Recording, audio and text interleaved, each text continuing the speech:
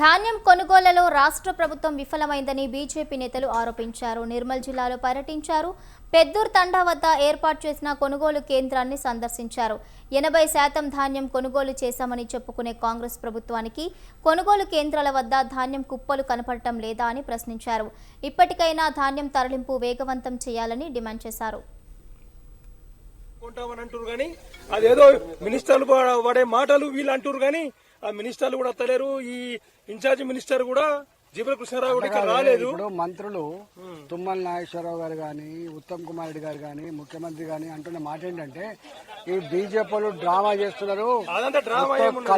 కళ్ళలో ధాన్యమే లేదు, 80% ఎత్తినం, రాజకీయాలు చేయకండి అని చెప్పి మమ్మల్ని అంటారు కదా. అదంతా ఏమి లేదు. ఇక్కడ రైతుల భరోసా మీరు కన్నారగా ప్రత్యక్షంగా చూస్తానచ్చారు. దానికి వాళ్ళు ఇష్టం ఉన్న మాట మాట్లాడతారు. ఫుట్బాల్ ఆడడానికి లేకపోతే మన ఏంది గ్లామర్ కొరకు వాళ్ళు మినిస్టర్లు సీఎంలు చేసే కథ కానీ రైతుల గురించి భరోసా పట్టించుకునే నాదుడు ఎవరు లేరు. వాళ్ళు ఇష్టం ఉన్న మాట మాట్లాడతారు. ఫుట్బాల్ ఆడడానికి లేకపోతే మన ఏంది గ్లామర్ కొరకు మినిస్టర్లు సీఎంలు చేసే కథ కానీ రైతుల గురించి భరోసా పట్టించుకునే నాదుడు ఎవరు లేరు.